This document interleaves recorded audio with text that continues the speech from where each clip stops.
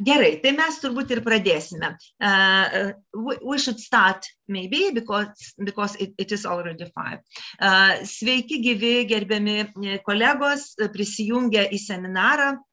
Kaip matome, leidžia tik tai 100 dalyvauti programa, bet ši prezentacija ir lietuviškas įrašas bus YouTube, taip kad jūs galėsite tikrai, tie, kurie negalėjote prisijungti, galėsite prisijungti ir pasižiūrėti.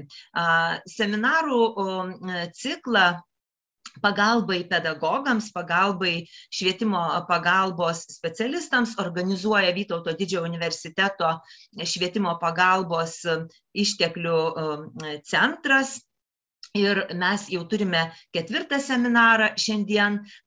Seminaro pavadinimą jūs matote, tai socialinės kognityvinės intervencijos teikiant pagalbą mokiniams pasižymintiems autizmo spektro sutrikimu seminaras, kurį veda mūsų kolegė iš Izraelio, daktarė Yael Kimhi.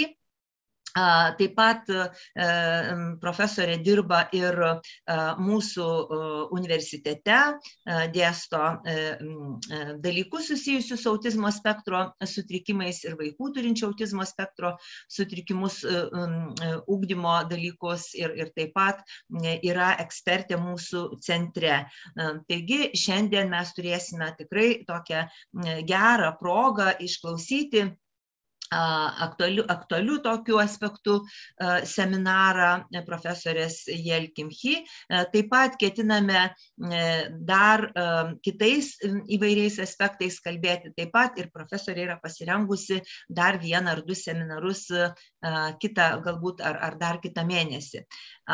Dabar, kadangi mūsų lektorė kalbės angliškai, jūs matote skaidres lietuviškai, o bus vertimas į lietuvių kalbą, tai apačioje jūs matote interpretation, toks bumbuliukas yra vertimo, tai jūs nusispaudžiate ir pasirenkate lietuvių kalbą ir jūs girdėsite seminarą lietuviškai.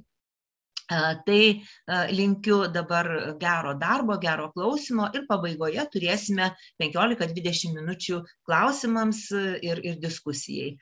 Yael, the floor is yours. Please, you can shortly present yourself and the topic. Thank you. Okay, so hello everybody. I hope that whoever is hearing me in English will be able to understand me in English, and whoever is hearing me in Lithuanian will be able to understand what I'm talking about in Lithuanian. In any case, my name is Yael Kimhi, and I am from Israel, and I have a very, very, very strong and relationship with everything that Stefanija is leading regarding autism in Lithuania, and it is really a great honor to be in this seminar. And today I will be talking about the social and cognitive interventions for children with autism. Now, what I would really like is while I speak, if you have questions, then Donata will be able to translate them for you. And if you do not feel comfortable to ask the questions in the middle, although this is okay, you can. In the end, I will leave time, of course, for questions and for maybe a little discussion. So first of all, I must tell you that when we are talking about social cognitive interventions, there is the big question, for who are these interventions appropriate? Is it for all the children and all of the ages, or different children with different levels of functioning and different ages? And you know, this is a big question because in the past, there was it was believed that children who are not verbal, children who do not speak, are low in the cognitive functioning. And so then we said, so social cognitive intervention, it's not good for them. But now we know that this is not correct. that a child can be with no language and maybe only he uses pictures or gestures. But we now see that these children, some of them at least, do have cognitive abilities. And it is not obvious that if a child cannot speak, then he does not understand. He can sometimes not speak, but still understand. So I think that maybe the best advice on this that I can tell you is that you should try the various interventions that I am going to show you. And some of these you may already know, and some of these you may think that this is not appropriate, but it is always, good to try. I can tell you that the social cognitive interventions do not assist, for example, if a child is now screaming and yelling and crying, then the social cognitive intervention at that moment exactly will not help because he's already screaming and crying, okay? But if we prepare the social cognitive interventions in advance and they are ready, then we learn how to use them together with the child. And I will show you what I mean as we progress. So I will be talking about a few things. I will be talking about social stories, which I believe that most of you know what social stories are. So I will just talk a little bit about social stories. I will talk about comic strip interventions, and I will talk about CBT, cognitive behavior therapy, regarding especially the effective education, but not just, okay? But it will be like a wider relation to cognitive behavior therapy. When again, all these things that I am talking to you about, it is not that now you are going to be, for example, cognitive behavior therapists. This, of course, you have to learn, but you can, of course, use the principles of what I'm going to talk about and use it when you work with the children in your class, or if there are parents here, then with the children at home. And try, if these things succeed, then it's wonderful. If they do not succeed, you keep them and maybe use it again at a different time. So let's start with, wait, I'm working on two computers. Just 1 second, I need to move the slide. Let us start with social stories and comic strip conversations. First of all, the most important thing is that they are used especially to develop greater social understanding. And this is, like I said before, it is not going to assist you if the child is now behaving in a terrible, terrible way. It will not stop the behavior, but it can teach the child to understand the surrounding world in a better manner. And this is actually what we do and what we want to achieve when we build a program for a child, when we plan an intervention. So we see what our goals are and what we want to achieve.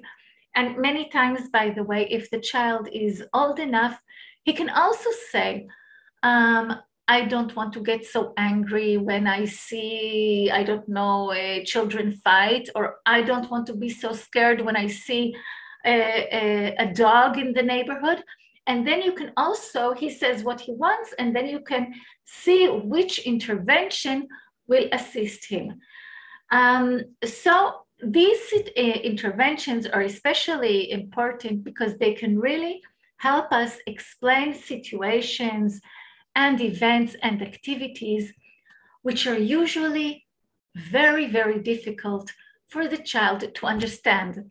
I do not have enough time, and we will not be discussing this now, but I will just maybe just open parentheses, and just say one thing. Anyone who works with children with autism knows that their social understanding is considerably lower than children who do not have autism. They do not understand all these like implicit cues. They do not understand all the gestures. They don't understand all the facial expressions. They don't understand all the situations even that are in school, or why children are doing this and not that. And they definitely don't understand if, for example, I am smiling, but I am not happy, or I am crying, but I am crying because I am happy.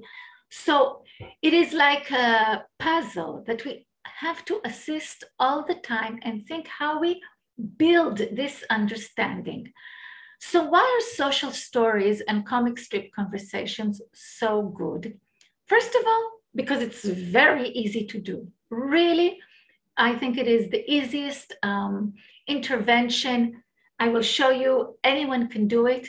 And also what it does is it makes something which is very abstract into something very concrete, very easy to understand, because I am writing it, I am explaining it, I am giving the child a direction, what is good to do or what is difficult to do. And so he feels much better. So it's such a simple thing to do. I think this is why maybe most of you already know how to work with social stories, but let's just go over, just in case, all the special things which we should know about social stories. So first of all, you can use social stories for everything, okay? How to wash your teeth and how to wash your hands and how to go to the bathroom or get dressed, okay? I will talk about how the social story is written. But really, if there is any sort of action or event that you want to teach the child, you can use a social story. You can teach them how to ask for help. We know that many children with autism have difficulty asking for help. They don't know how to do this. So asking for help, talking with another person, so many things we can do. You know, nearly every situation, we can use a social story. Now, many times we think that a social story is only for young children, for small children, but this is not correct. If you write the social story in language which is age appropriate, okay? If a child is 10 years old, then for 10, okay, or if he's 15, then for 15-year-old. If it is age appropriate, then it is actually good for every age, okay?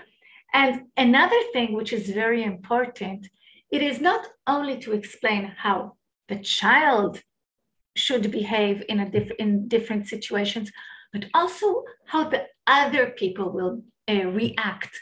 Because as you know, this is really the most difficult part of understanding, okay, we call it the theory of mind. I will not talk about this now, but understanding how the other person will act because of my behavior. So we can explain this and make it much easier to expect and to deal with, okay? So to understand the perspectives and how they will behave. Of course, how to deal with challenging routines or difficult situations. And another important thing is with the social story, I will show you, usually the last line in the social story gives positive feedback and says, wow, this is very good.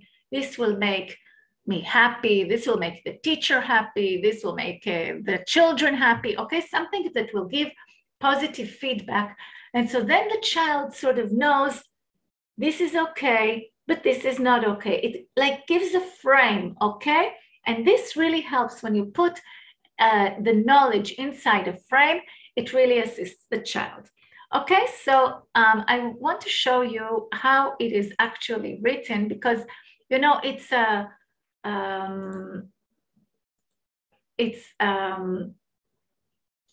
one of the things that is important about social stories, that they do have a specific way to build them. It is not just, I will write any story and I will say this is a social story, okay? First of all, it has to be very literal, very concrete. You cannot write abstract concepts in a social story, because then you are not helping the child. It has to be very literal. It has to be very specific. Okay, I will soon show you an example, but if you want to teach a child how to behave in a certain situation, you cannot write just, in general. For example, when you see children laugh, then you must laugh. Okay, this is general. This does not explain the child how to behave. This does not give him any hints on what is really happening. Okay, so it has to be very specific. You have to know what you want to teach. Okay, there is a lot of thought. We think a lot before we write the social story. And of course, it can be adapted, like I said, to a different level, okay? Another thing is that it always has to, when we write a social story, if we want to show sequences, then it is very important to use, the words like before and after and in the end. And the most important thing, that we provide guidelines in the social story of how we expect the child to behave. And when the guidelines are clear, then what we can do is before, okay, this situation will happen, the child knows exactly what is expected of him, okay? For example, if we have a child who every time that he comes into the class, he throws his bag and he kicks the chair and he runs into the class and he does really a very difficult behavior, then every time before he comes into the class, for example, in the school entrance, or the mother at home even, reads the social story and really tells what is expected of him, gives exactly the guidelines of how he is supposed to behave. And what we see is that when the child understands these guidelines and it is specific to the situation which he is going to meet, not in 1 hour, but in 2 minutes before he goes into the class, you read the social story and then he does the behavior, we see how much the social story assists him. And one of the things that we see in the research is that social stories really do assist children if we use them correctly. If we do not use the social story correctly, then of course it is a big problem, and then we do not see how the child advances. So of course, social story, it is important to have a title. Okay, this is just a technicality, of course, this title, but just so you know what it is about. And an introduction, a body, and a conclusion. But this is the most important thing, is that it has to have very supportive language, okay, that you really explain what you are expecting. And you use especially 2 types of sentences, okay? Descriptive sentence, which describes the situation, okay? This is very important. You do not write a long story. It is short.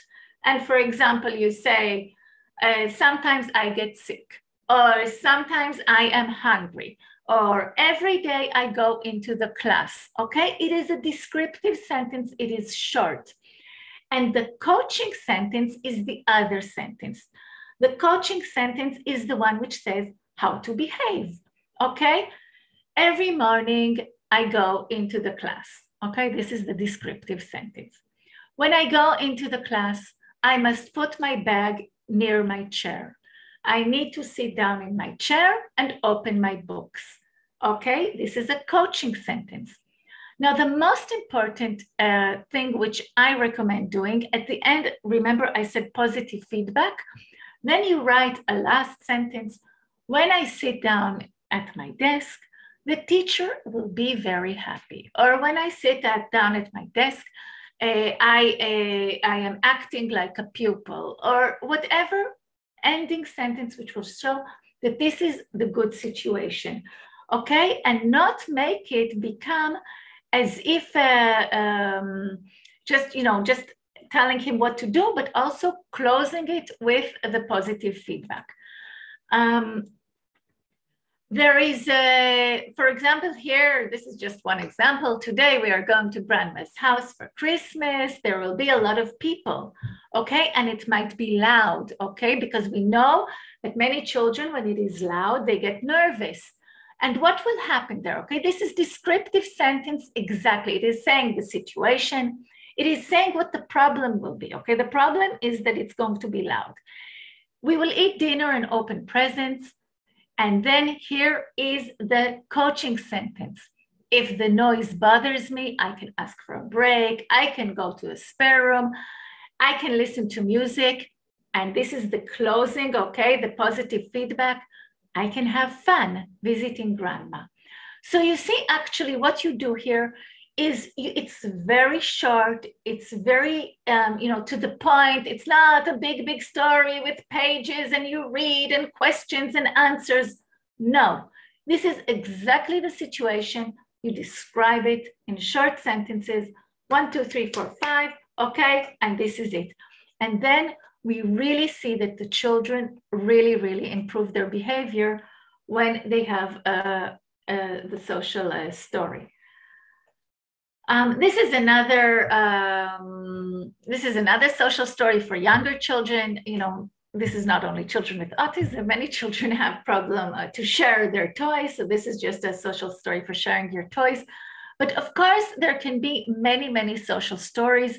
By the way, I have now seen many social stories also on the computer, on PowerPoint. You have to, I will say one more thing about social stories. When you use pictures with social stories, and as you see, there are pictures here, and there are pictures here. You can use pictures like, this is the pecs. You can use this is fine. By the way, you can write social stories if there are children who only read the symbols. You can write social story only with pecs. It's okay also. But many times also we use pictures of the children and the situation itself. For example, the house of the grandmother. You take a picture of the house of the grandmother. Okay, so it will be very specific. I do not recommend, by the way, here you see this is like a picture, a generic picture of 2 children playing. I do not like this very much because the child doesn't necessarily understand that this is him. So he will not relate to this story. So this is also a question. And many times I recommend using the picture of the child or sometimes even no picture. But if you use generic pictures, it is sometimes a problem. It can be confusing.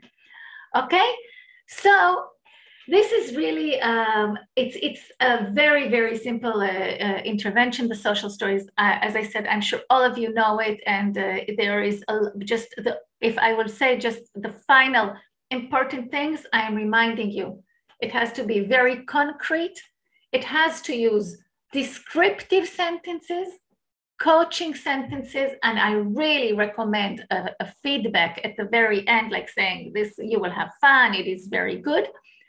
And it cannot be long, okay? You cannot have a very long social story. And as I said, you always use it before the behavior you want, and not in the middle, okay? If the boy is already in the class and throwing his bag and running around, you cannot run after him with a social story and say, wait, read the book. No, okay? You cannot use the social story like this.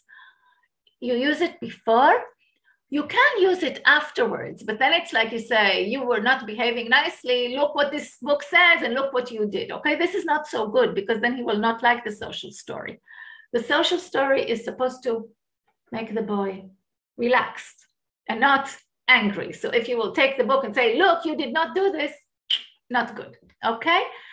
The other intervention I want to talk about is comic strip conversations, which also this Carol Gray developed. And these are really, it is very simple and it is amazing how comic strip conversation really help a child understand interactions between people because it actually represents a conversation. Okay, remember we said abstract becomes concrete. So this is really very easily, and it's very systematic, and it's, on the other hand, it's very dynamic, okay? When do we use comic strip conversations? We can use it before a situation, But usually, and I really like using comic strip conversations after a situation to explain a situation which a child did not understand, which was too abstract for him. If he was in a situation, a social situation, which he didn't understand what happened and why it happened, when we take it and we make these comics, I will show you examples, suddenly it becomes easier to understand. It becomes very concrete. You can add all sorts of aspects into this comic strip conversation, and it is amazing. What is very important about comic strip conversation? For comic strip conversations, the children usually do need to understand language, okay? The social stories, remember I said you can use just pictures, so if a child is nonverbal, it's fine. With the comic strip conversation, it depends, you have to see, you have to check. In the past, there was, as I said, there was a belief that it was not good to use comic strip conversations for young children or for children who were not verbal.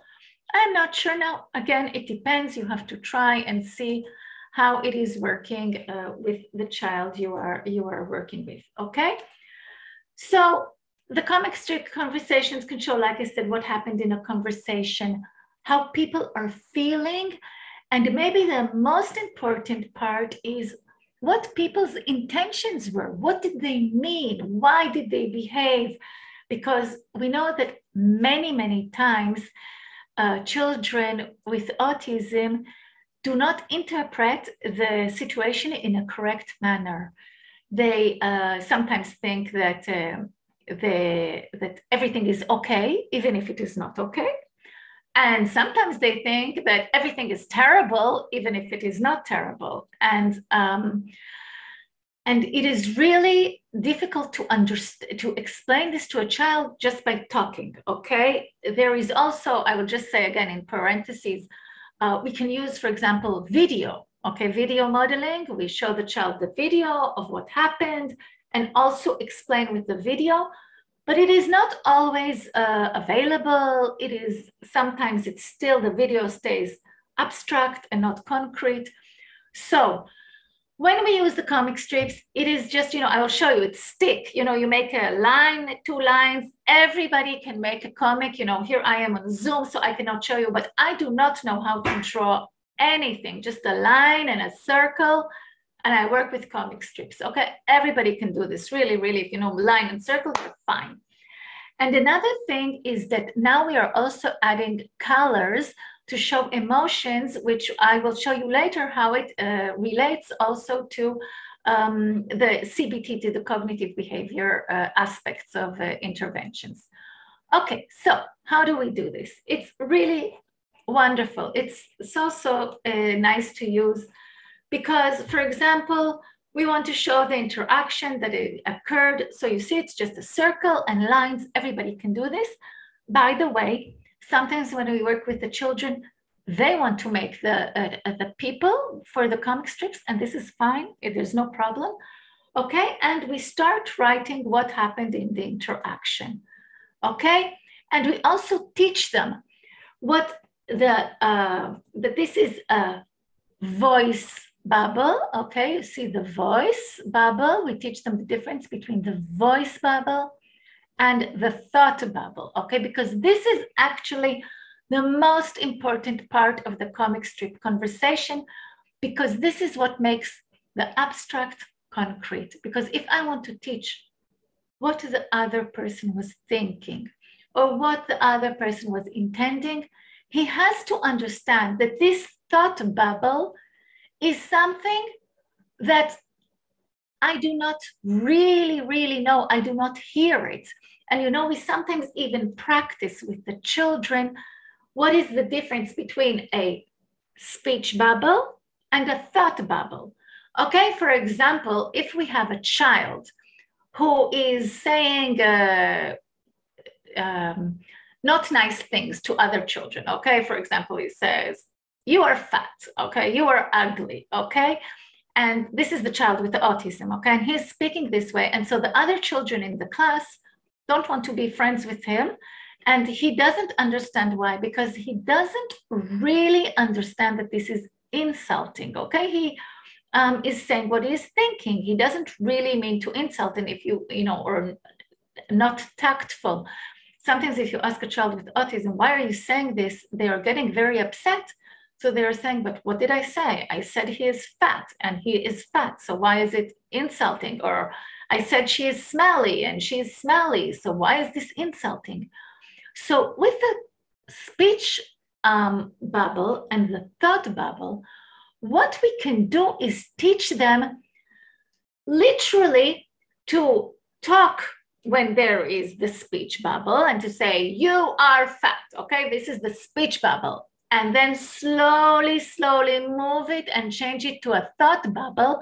And then instead of saying, you are fat, they say it really quietly. Okay, I will say it now because I am on Zoom, so I cannot really show you, but it's saying, you are fat. Okay, but it is not loud. You cannot hear this. And so we are teaching them to speak, but speak silently, okay, in their mind or in their heart, and not to say these things out loud. And this really, really, it is, you know, makes the abstract into concrete. It's very simple. Of course, when we use the thought bubbles, we, of course, also teach the child what the other person intended to do or what he was thinking, okay? So this is really important. The next stage, when we use comic strip conversation, is we add feelings. And this is really, really important, okay? To add the feelings and to show that people are feeling different things in the same situation. And for example, here, do you want to go to a movie? And he's thinking, oh, I hope she'll agree. And he's very anxious, okay? And she says, oh, yes, great. And she's thinking, he's so nice, and she's happy. This is a very simple situation. But of course, you can imagine any sort of situation, if it is a social situation between two children, or between a teacher and a pupil, or between a parent and their child, okay? Or between brother and sister, okay? It is, you know, so many options. Or if you are, I want to take this a minute to adults, or, okay, or more people with autism, which are not school age, okay? If they have to go to a job interview even, okay? So how should I speak, and what should I do, and what the other person will think if I will say various things. So again, like the social stories, this is simple, easy to do. It is really, it has thousands of opportunities, and it is really so, you know, just you take a piece of paper, you take a pencil, you do this, and you are advancing with the child, and you don't, you know, it's not a lesson and a class, and now we are learning how, it is something which is very dynamic. So I think this is wonderful. I really love the comic strip conversations. And now I want to advance to, the cognitive behavior therapy, which again, and I'm saying this, you know, I'm saying this very, very, very clearly. To learn cognitive behavior therapy, it is, I don't know, in Israel, it is 2 years. I imagine it in Lithuania also, it is 1 or 2 years. It is really, it is academic studies, and it is very, very complex. So I'm not teaching you cognitive behavior therapy. What I am talking about is the principles, what things we can take and work with children with autism, which really assist them. And we are using just the principles of cognitive behavior therapy, okay? Now, one of the most important things that we do in cognitive behavior therapy is really to teach children about emotions, okay, affect, and to understand how emotions are used in a correct manner or a not correct manner. And what we usually do is we try to teach the basic emotions first. I will maybe just give you a quick explanation about emotions, okay? We know we have the basic emotions, which they are happy and sad and angry and frightened, okay, to be afraid, okay? These are called basic emotions, okay? Happy, sad, angry, and frightened. We know that children with autism and even adults with autism, even with these basic emotions, have difficulty knowing the difference between them, working with them. Now, when we want to advance to complex emotions, then it is already something much more cognitive. Now, just so I will explain quickly, what is the difference between a basic emotion and a complex emotion? A basic emotion is an emotion which you trigger immediately. For example, okay, if I am hungry and somebody gives me something to eat and I like this something to eat, so I will be happy, okay? They give me something, it triggers. Or if they will take my toy, I will be sad or angry, okay? It is an immediate response to the situation.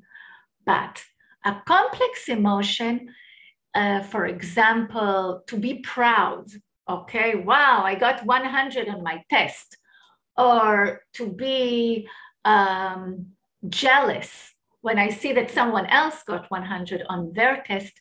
This is a complex emotion. Or to be embarrassed, okay? If I fall down, okay, I am sad, but I am sometimes also embarrassed. Why is this complex? Because it is not just a trigger, but also some sort of social understanding, okay? For example, if I am proud, so the basic emotion is happy, but a social understanding is that other people are seeing, for example, this 100, they also wanted 100, but I am proud because I got the 100. So I understand that there is various people also, or of various levels of success. Embarrassment, okay, this is the easiest explanation, okay? For example, if you go in a country where you do not know the language, okay, and you go into the bathroom and you are going in, you think you are going into the ladies' room, but oops, you went into the men's room. If you do not know this, you feel nothing. You go to the bathroom, you come out. But if you go into the men's room and you think you are in the ladies' room, and then a man comes in and says, oh, what are you doing here? Immediately you feel embarrassed, okay? Because you made a mistake. You did not understand this social understanding, this social sign of the bathroom or whatever, because otherwise you are still in the same bathroom, but if no one comes in, you have no social understanding of your mistake. So children with autism, or even adults with autism, have difficulty in understanding and learning these complex emotions. So how do we teach emotions? We usually start with a basic emotion, and we try always to start with a positive emotion. Happiness, it's the easiest, it's the correct one. When we are starting with young children, we make it like a book, okay? It is a wonderful book with lots of things that they put inside, which make them happy, okay? So if you are in school, you ask the parents, what makes the child happy? You can bring pictures, you can make pictures of things he likes doing in school, okay? And this is my happy book, okay? So I like playing in the garden, and I like eating a cake, and I like going to my grandmother, and I have all these things in my book. Now, when we are sitting together with all the children, we look at the book, and wow, what do we see? I am happy when I eat a cake, but he is happy when he eats a sandwich, and she is happy when she goes and sits and reads a book. And now this is already theory of mind, because we understand that every child has different situations which make them happy. So this is really very, very important. This is already a cognitive understanding, which really enables them to see what the feeling happiness happens with different people. Now, when we're with adults, we do this usually on a more complex level. So they can write a diary or write things which make them happy. They can record achievements, things which really make them feel good when they meet this book, okay? And then you add into this book all the time. And it can, by the way, include, because it's very important even to include sensations, like smells which make me happy, okay? So like you can put in a picture of a perfume or a picture of a croissant when it comes out of the oven, okay? So it's really important to work with all the senses and to show what this happiness is, okay? And then when we are after we have learned, for example, the emotion of happiness, then I can already start working on other emotions, okay? But it is very, very important, wait, I'm just moving a slide, to work on the various levels, okay? So the first stage, as I was explaining, we learn also what the happiness, for example, how it looks, okay? How my face looks when I'm happy, how my body looks when I'm happy, how my voice sounds when I am happy, okay? And then at the second stage, we can also add, for example, many of you most probably know this, the thermometer, okay, which shows this is, number 1 is very good and number 5 is terrible, or number 5 is very good and number 1 is terrible. It doesn't matter, but what is important that you show that it is different levels. Now, why is this very important? It is very, very important to do this, first of all, about happy. Why? So that the child will understand. For example, eating a cake is happy 1, and seeing my mother is happy 4, and riding a bicycle is happy 5, okay? I'm the happiest. Why?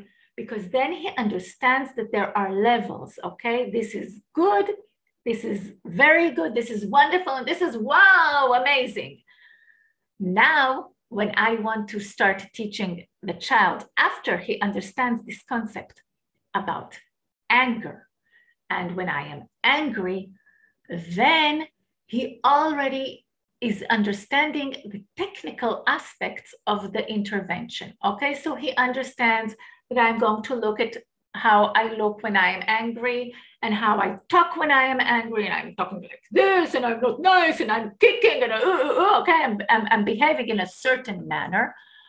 But especially important is to teach him the levels, okay? Because we have many children with autism, when they get angry, it is immediately, boom, explosion, crying, screaming, kicking, throwing, okay? There is not 1, 2, 3, 4, 5. There is 0 or 100, okay? This is very, very difficult. So if he understands with the happiness that there is 1, 2, 3, 4, 5, then you start working also about the anger. And then you say, okay, when you are angry just a little bit, what can you do? You can say, oh, this makes me angry, okay? And you teach him really cognitively a behavior which is good for angry number 1. And for angry number 2 also, I can go, oh, this is making me angry, and make a little bit more, okay?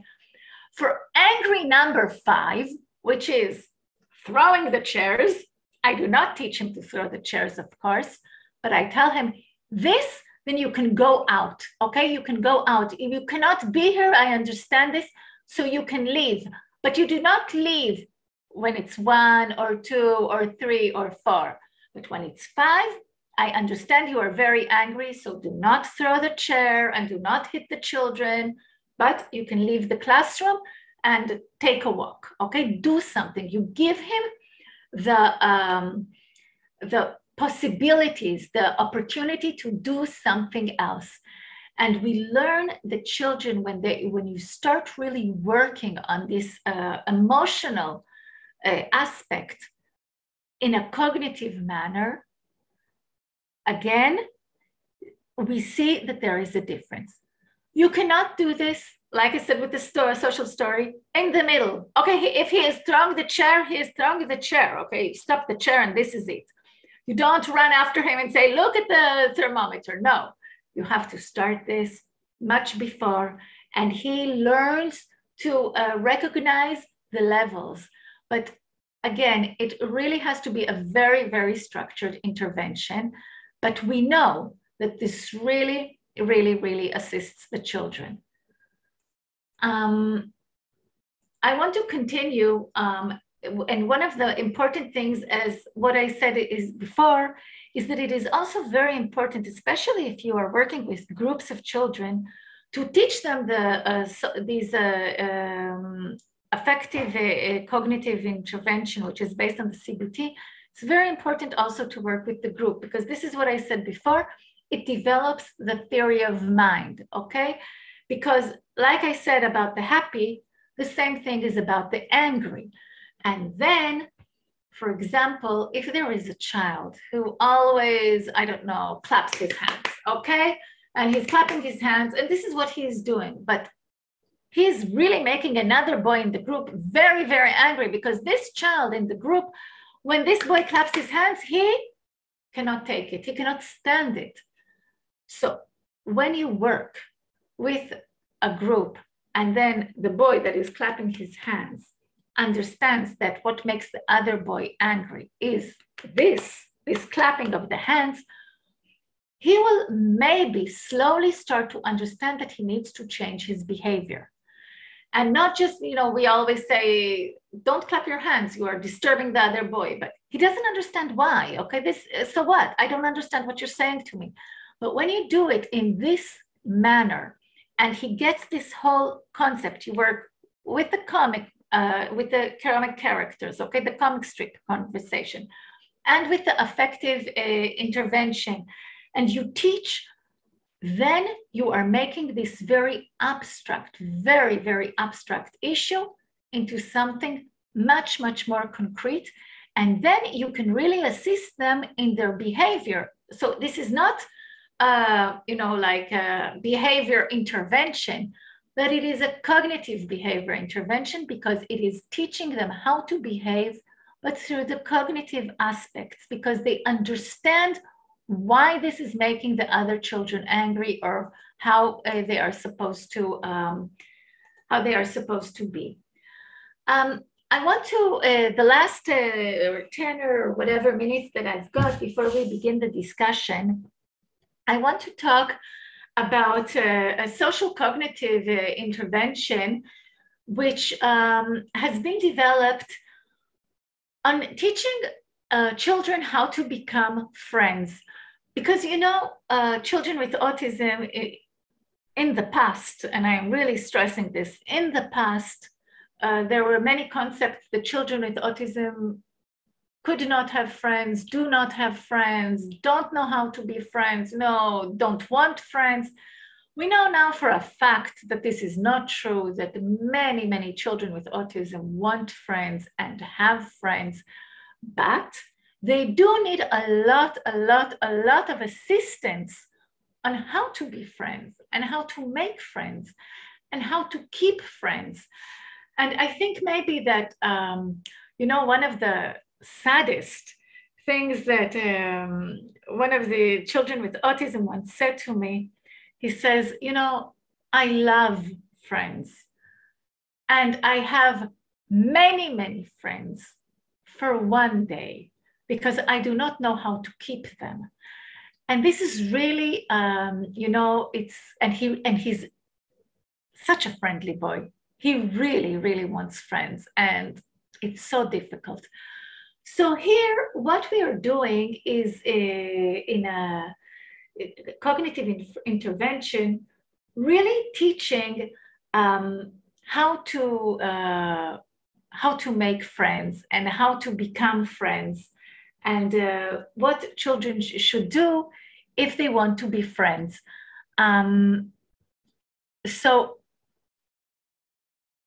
what we do here is wait, I've got here a problem. Okay. What we do is we really teach the children how to do all, I will explain first how this intervention is done. First of all, we work in a group, okay, with children with autism. The most recommended, of course, is to work with a group of 3 children, for example, 1 child with autism and 2 children with typical development, and they work together in a group. And then we teach them all the social interactions that are actually expected to be done when you are with a friend. For example, how to start a conversation and how to have a conversation, how to listen when you are speaking. And you do this with games, and then you teach the child, and they are working together as a group. So for example, they can do a project together, or play a game together, or make a cake together. And then after the group does this work together, we work with the child separately, okay? So there is like one, in a week, you make 1 meeting with the children together with a small group. And of course, you are involved in the group. And 1 meeting, which is like a meeting where you teach them the skills or the cognitive aspects of the skills, you work with the child by himself. And then while you do this, we include many activities which can be done in a small group. And slowly what we want to see is the child, while he is learning these activities first by himself, and then in this small, like a protected group, okay, in this small group where you are assisting him. And maybe in the afternoon, he can meet these children also at the house together with the mothers, but also he can also take these skills and join another group and work with more children. So we work on all sorts of aspects, like even learning about what emotions are, how to share, how to work together, how to develop projects. So all these aspects together, when you have like a real plan, then we see that these children really advance. And when you work with older children, then what you have to really do is to adjust the projects and not make it just, about, for example, playing a game together, but also maybe doing a work together, or I don't know, writing a story together, or an activity, of course, which is age appropriate. So I think that if we take everything together about what I was speaking here, what we see is that there are a lot of interventions, cognitive interventions, which are really very good for children with autism and can really advance their social abilities. And, not everything, because there are a lot of programs which are, you have to learn them from the beginning to use them. And although this is maybe preferable, and I am, of course, I think it's very good if you can learn the interventions from the beginning. So this is great. But even if you can't, I really do believe that if you use the principles of the various interventions, then you can really make a difference, both what we were talking in the beginning about the behavior aspects, and of course, on the social understanding and the social aspects.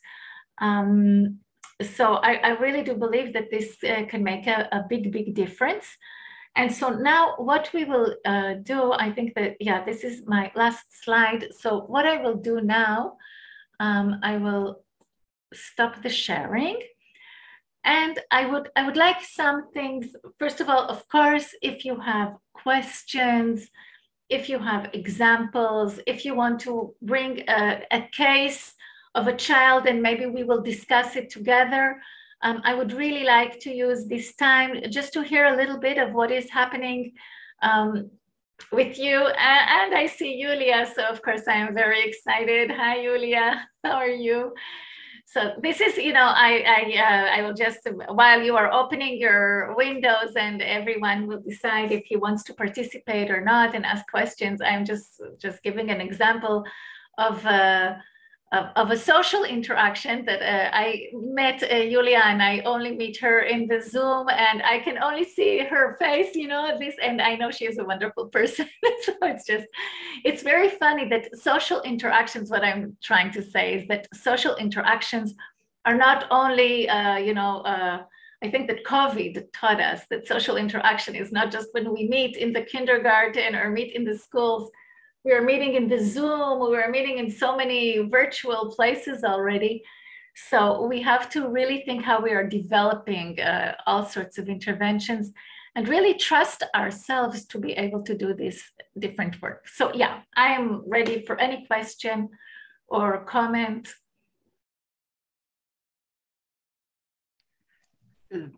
Well, I would like to ask about how many times approximately should a social story be repeated until a child learns something, what he or she is supposed to learn? I understand that it depends perhaps on a certain child, but approximately.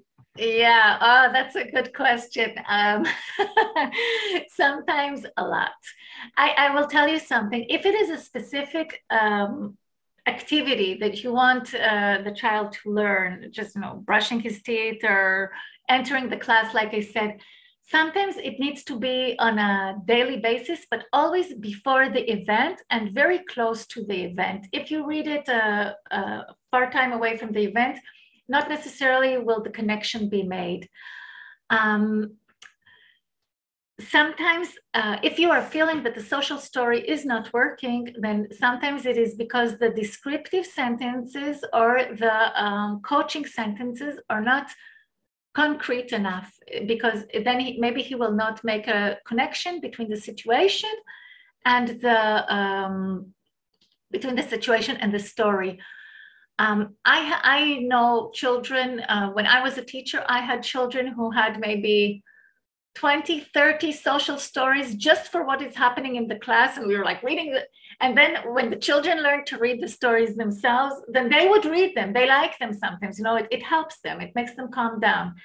So, and sometimes it even becomes an obsession, but it can take time. It can take time. And if you feel it is completely not working, then really, really check if you're doing it close enough to the event itself, and if the sentences are really describing and short and precise, very relevant, okay? I hope that sort of assists. Thank you. Sure. Okay, we're hearing question here in the chat. I see how to adjust the thermometer of emotions working with young children with autism spectrum disorder. Again, what is the question, Stefania? This is about how to adjust the thermometer of emotions while we are working with young children. Very difficult to work with. Yeah, that is, by the way, that is one of the, thank you for whoever asked this. Thermometer of emotions is very difficult for young children because it is, what is it called? Wow, suddenly this word, it is not a, wow. It is, well, it is too abstract, okay? Because it is not clear cut. It is not, wow, I can't believe this word has disappeared for me. And what I'm trying to say, okay, I will say it in a different way because I cannot think of the word right now. A thermometer of emotions, it is, the child has to have some sort of understanding of levels, of development of levels, okay? He has to understand at least 3 levels, okay? Like if he does not understand yet big and small, then it will be very difficult to work with the thermometer because it does not do the levels, okay? So young children, until usually the age of 6, the thermometer is usually not so recommended, but you can use, instead of a thermometer when you are working with young children, you can work with, for example, just 2 colors or 2 levels, like something very good and like a big smile and no smile, or something red and something green, okay? Just to show 2 levels, okay? Because even 3 levels is sometimes difficult. So with young children, it is correct that the thermometer is too difficult cognitively, but if you do want to show the levels, then just use something which shows 2 or 3 levels with maybe a smiley, big smile, line, and no smile. But this is, again, it's abstract, so it doesn't always work also. Yeah. It's a good question, and the answer isn't very good because it does not give you a good solution, but that is the fact. Okay. Okay. And another question: have you ever met autistic child for whom social stories did not work, or comic strips? Yeah. Look, I will tell you something. So the social cognitive interventions. That's what I was explaining in the beginning. Look, in general, social cognitive interventions are really supposed to work well with children who do have the cognitive abilities to understand them. And so this is why usually we're talking about verbal children, because they do have to have some sort of concept of language, because they have to understand what you are saying to them, because you are speaking to explaining to them through a language. So many times with young children or very non-verbal children, we do use different interventions, for example, behavior interventions, okay, which really explain to the child what he can do and what he cannot do. And it's not the cognitive intervention, it is just the behavior intervention. But social stories, the comic strip intervention, definitely, if the child is not verbal, it is difficult to work with this. The social stories, if the child does use pictures, if he uses pecs, then you can use the story, but again, it has to be very concrete, very, very relevant to the situation and very clear. Maybe I will say one more thing. Before the social story for young children, there is also the possibility of, there is like you use like a traffic light, okay? You make not a traffic light, like a signs, okay? And you can use the pecs, or you can use the sentence, you write it and you have it ready for you, like I'm using the pencil and here is the sign, and it says stop, or it says put the book in the room, or it says put the bag on, okay, or it makes just a picture of what he is supposed to do, and you show the child the visual instruction. Excuse me. Wait, one thing I want to say.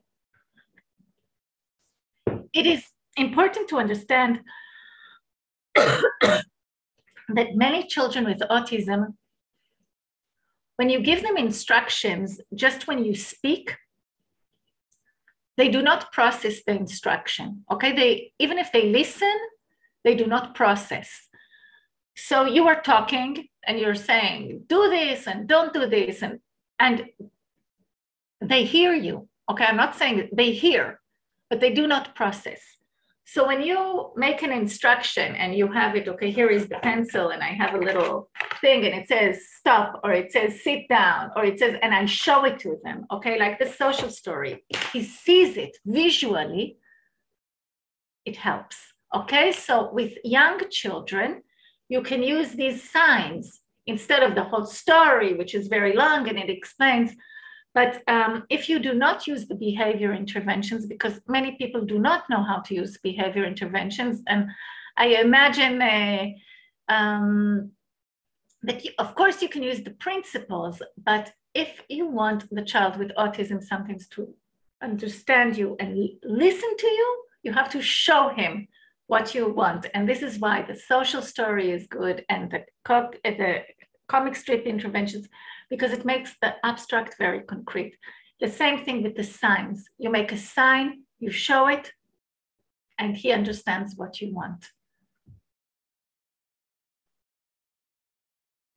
Okay, any more questions? Or if somebody wants to share a situation, that is also fine.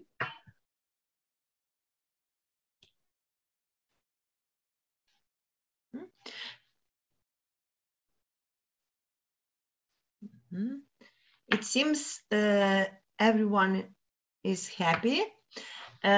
So if we have any question, we're having one more question. I will try to read it. Participants are writing that they're happy about the seminar, thankful to the seminar.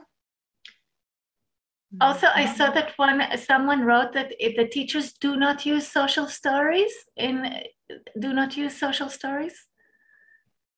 because it is very easy to use. It is such a common, really, it's easy. It's easy. I think it's the easiest thing there is to do, and it's really very, it's so individual. You can, write a social story about anything you want. The minute you use the rules, they're not taught how to. Yeah, wow, I did not know this. There are some rules. Oh yeah, there are some rules. You have to, if you want to use it correctly, because I have seen social stories which are like, terrible.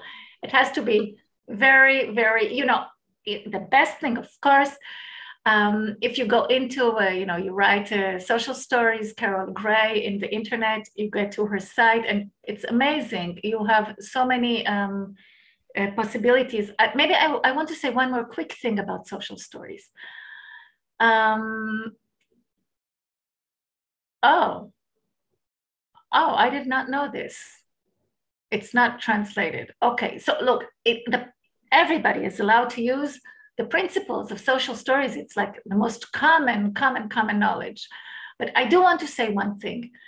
I have seen many times, for example, in Facebook, that people write in a group, oh, please, do you have a social story about going to the bathroom?